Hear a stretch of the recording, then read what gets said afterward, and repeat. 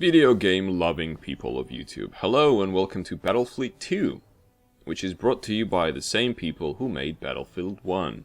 Battlefleet 1. Did I say Battlefield the first time? Sorry. Anyway, so this is a game that kind of surfaced, haha, puns, on Steam just a week ago or something like that. And it's by Capital J Media. I didn't know about their existence until recently. They make mostly mobile games, and you guessed it, this is a mobile port.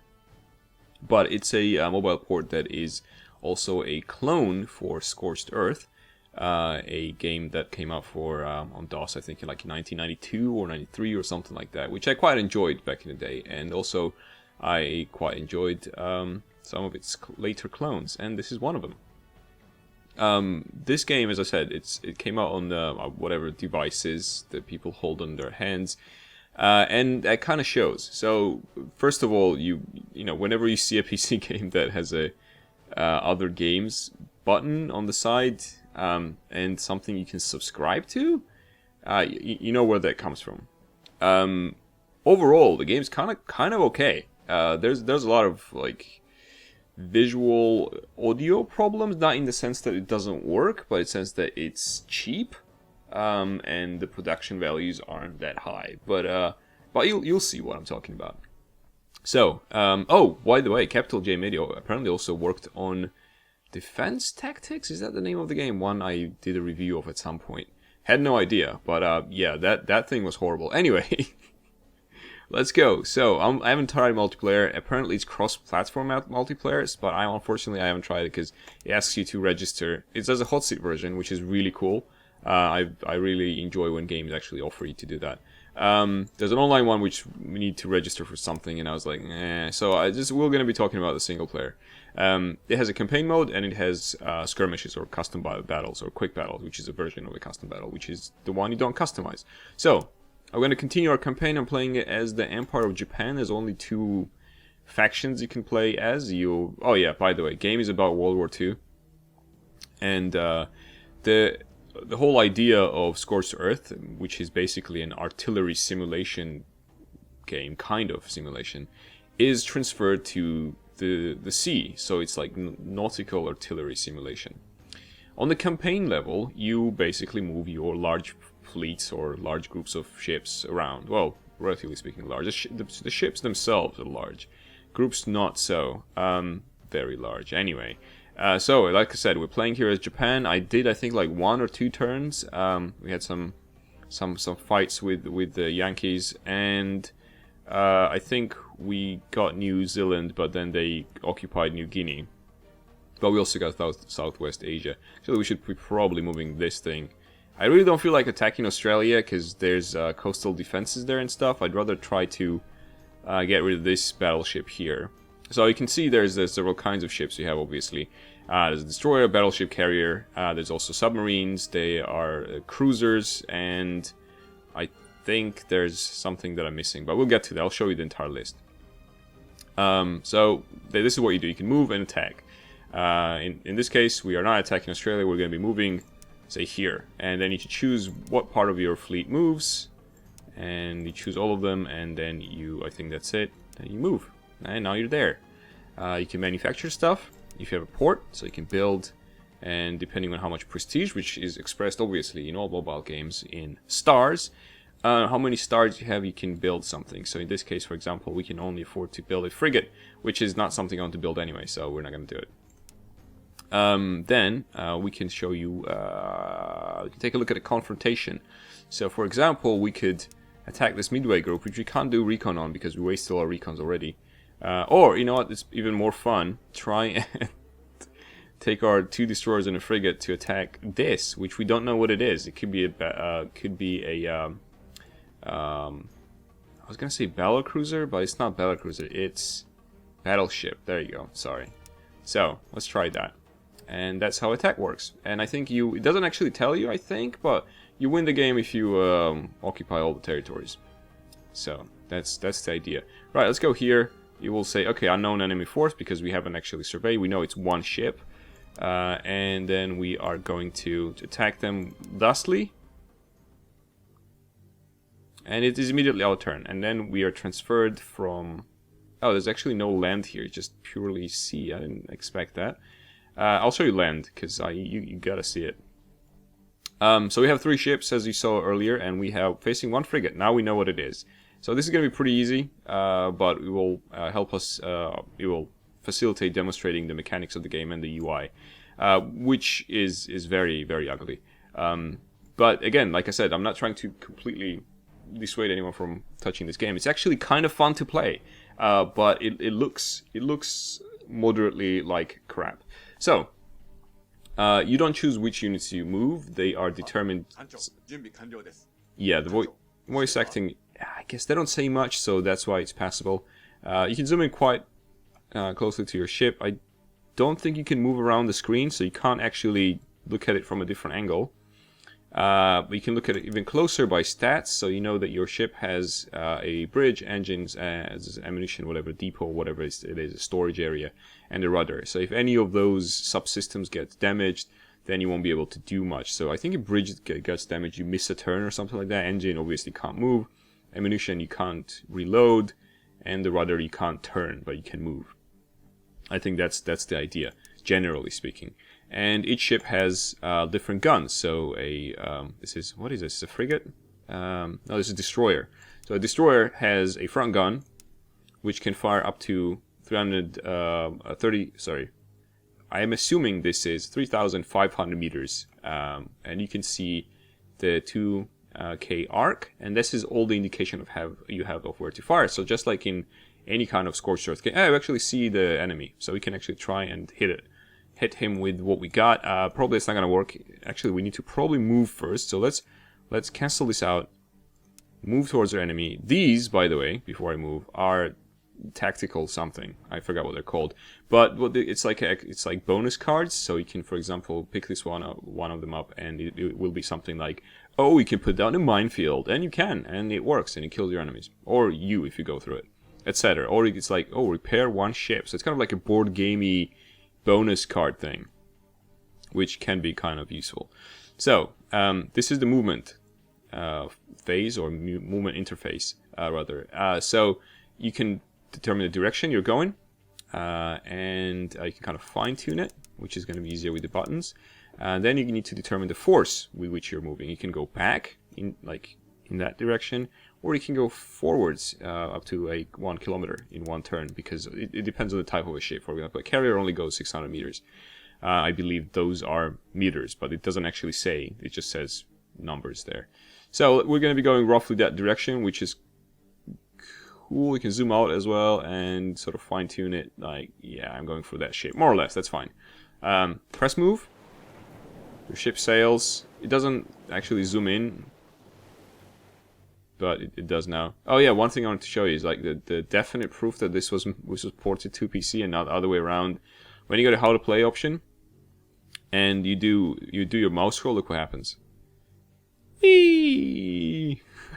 You zoom out on the map, and you also do the weird scroll. And also, more importantly perhaps, the scroll is inverted, just like as if you were using your finger. So if I do this, if I'm going up, it's actually bringing me down, and if I'm going down, it's bringing me up. Like I'm scrolling with my finger here, and the scroll thing does the same thing. It's inverted, which is kind of funny and also kind of sad. Anyway, so we moved. We are closer. Let's see if we can reach this guy. I think we can.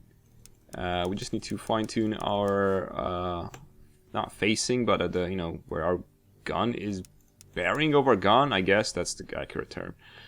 We can also do a salvo, which means fire several for bonus damage, which the bonus damage I didn't notice to be that much, to be honest. It's kind of meh. And we know that 2,000 meters is here. This could be, I guess. Then that's the basically entire game. Then you determine it's like, that's 2,000. I guess that's about 3, for example. And then you fire and see if that's true. It's a double-barreled, I guess, thing we're firing, and we're almost right. You still have we don't actually have another chance with this ship. So that's done. We have the torpedoes, but they only go to 2K, so this guy is not going to be able to. We won't be able to hit him with the torpedoes. And when this is done, and you fired everything you can fire, and you moved everything you can move, you just end the turn. And now it's the Americans. who are going to be moving in and probably attacking us, I would assume. We will be probably able to torpedo them. This is just a cannon.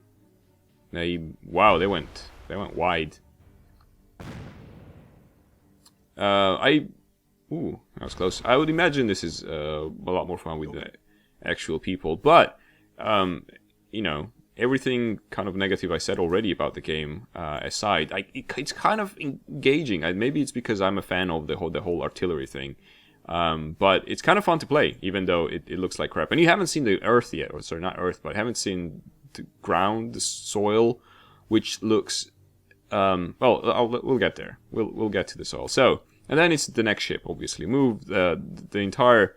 The mechanic of the game is pretty much that. That's kind of what you do. So you probably want to move this guy this way and give him whatever full movement. This guy's heavier. Uh-oh. I thought he was gonna hit our friend over there. And possibly has more. Oh no, this is not heavier. This is actually a frigate. So it's actually lighter, but it also doesn't move very well. These are AA guns, and this is anti the depth charges against submarines, which one we're now facing now. So kind of useless ship really at this point. And this can only fire at 3,000, isn't it? Yeah, so this is kind of pointless. We can't really do anything with this.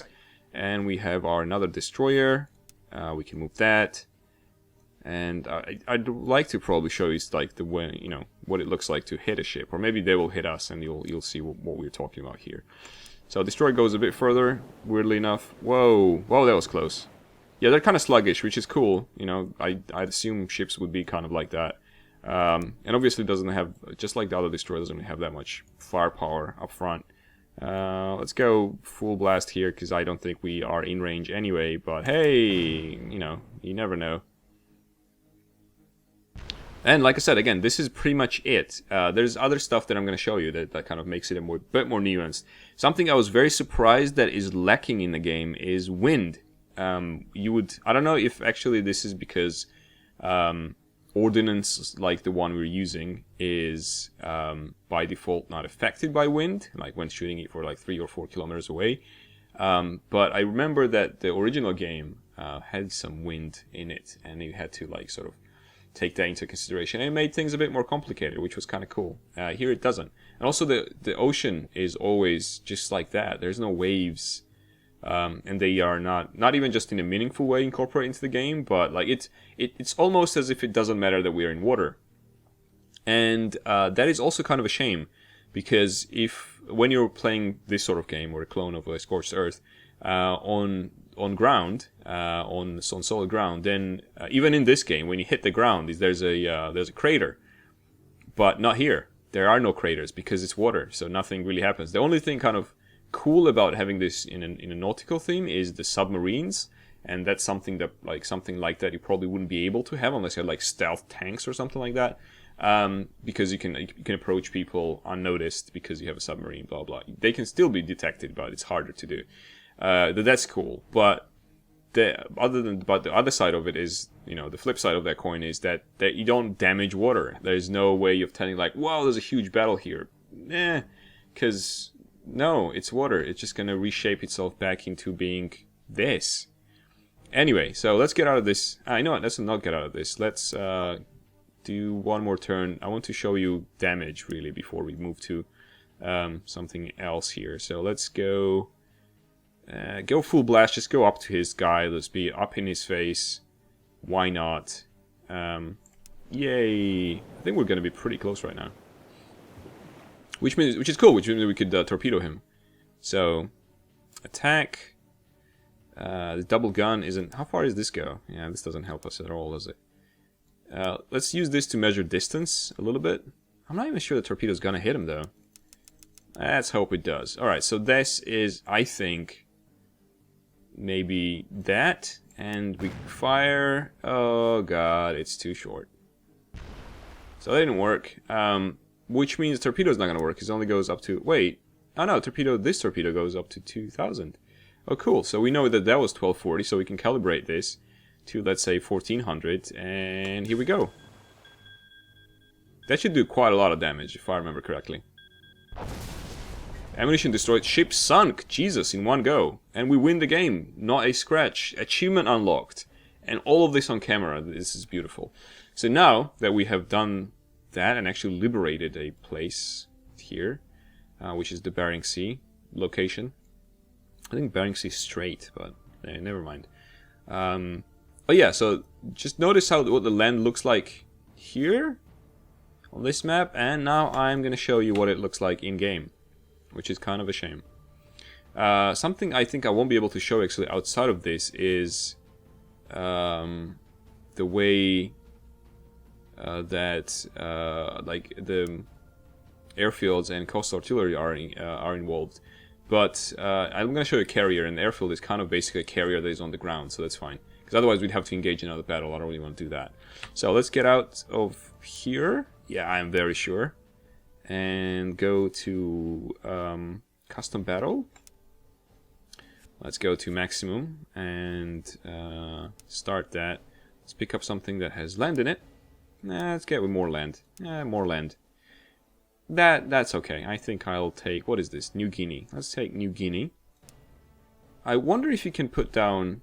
You can't. You can only put down ships, which is a shame. So this is all the ships you have.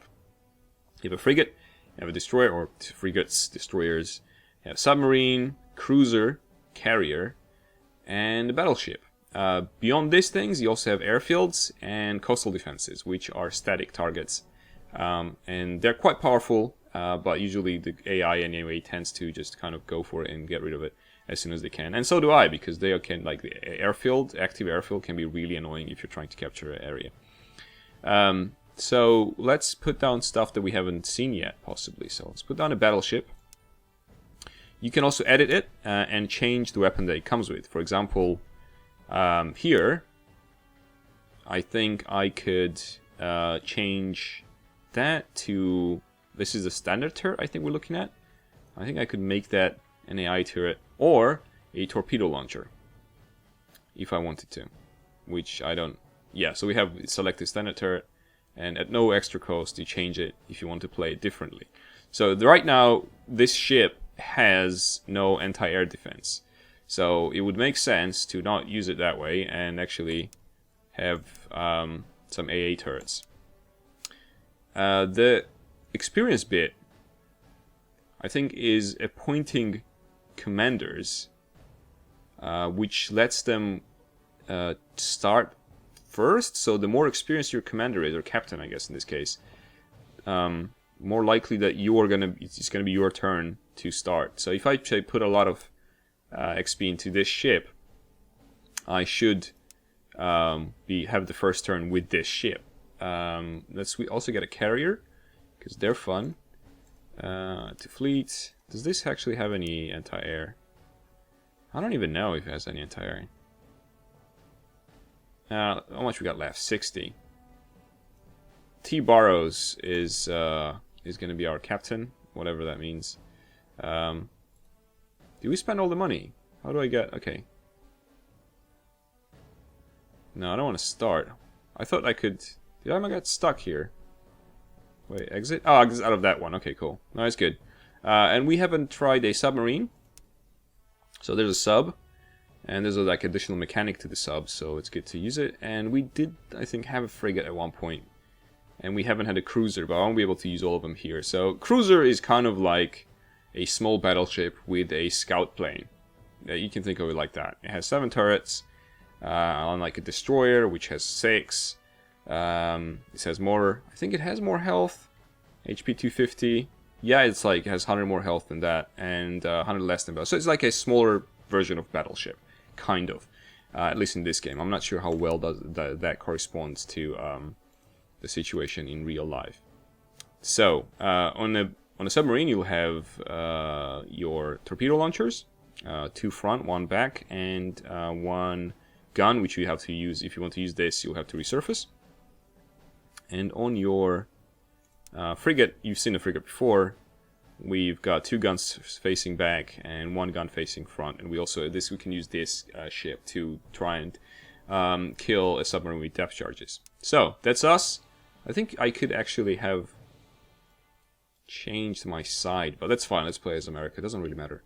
And I think we start, and then it will also let you, if you want to, you can customize the AI fleet, but it doesn't matter right now. I don't really care. I'm just mostly just want to show you the ships you haven't seen yet, and what the Earth looks like. So we are not going to customize this. We're just going to let it run. And as I said, because we put so much experience into this ship, we start. Now here's there isn't that much land in here, but I think we'll be able to take a look at this bit here. So in 2001, a game came out, and it was called Scorched Earth 3D. That was 13 years ago, probably a little bit more, and the terrain in that game looked better than this. This is very strange. At least on a on a PC, when you're, I don't even have a huge monitor or something. Like, I'm using a 24-inch standard screen. Maybe it's not too bad when you're playing this on a cell phone. Or on a tablet, but like, look at that. A good thing about the terrain is that you can damage it. So if you shoot at it, it will form a crater. Sometimes it will go through and there's be like a little puddle in there, which is kind of cute. So we have our battleship to move, and they have carrier and a frigate up there. So I'll show you the battleship. Battleship is obviously slow and sluggish. Only goes 700, actually, which is slightly faster than the carrier. So we're gonna move up. And I'm pretty sure we can use something to shoot at them. These guys... Oh, I should have used those in the back. That was my mistake. I shouldn't have put them over here, I think. This guy's fire to the side. This one is also to the side. So we have 4 guns on the side, 2 back, 2 front. And I think these ones are the huge ones. So they should be able to potentially reach those guys. I think they would be roughly about 4,000 meters away. So let's try and hit that carrier. And this is going to be a triple shot. So, here we go. Hopefully that's enough. Hey! Come on. Come on, buddy. We're just short of it. Okay. So there's no point using any of that anymore. So we're just going to end that there, really. So they have someone with high experience as well. It is the carrier. I wish they moved before we did. But, okay, whatever. It's fine. They're going to send the airplanes after me. Didn't really do that much damage. Could have been worse. And now we have our carrier, which you're going to move up. And move all the way. This is 600 meters movement. It isn't much. We won't be able to engage with the carrier directly, but what we can do is the same thing they did. I believe that's too far away. We can send our airplanes after them. You can use the airplanes to either defend your own carrier, or if the airplanes are taking off from an airfield and the airfield, you can do recon and you can do airstrikes. Airstrikes, I think, probably the more important bit of the game, or more important use of the of your airplanes. Oh, by the way, speaking of airplanes, there's some weird, I think, translation bits, mistranslation bits in the game as well. It's nothing like major, but they often refer to airplanes as flight, and they say flight damaged, which is weird. But I don't know, maybe that's like nautical speak that I'm not aware of. So you press airstrike, you get a little target. You can zoom out, zoom in. Probably better to zoom in. You place them by scrolling your mouse around, grabbing and moving your mouse around. You can target it. Probably go for the middle. Then you select the angle of approach. Let's say this way. So your airplane is going to come that way and try to bomb the crap out of this ship. Then you press engage. You get a little view of how that's going. 21, 23, 26. Rudder damage 28. That was pretty good damage. Obviously, this thing has a lot of health. And that's kind of it. And I think only thing we haven't really seen is the submarine. And I'm going to try and show you the submarine. I think we're going to... See, now they moved 2 in a row because they distributed the experience that way. And that's an interesting mechanic when you're doing I would imagine, when you're doing actual multiplayer stuff. What are your orders? Against people, not against AI.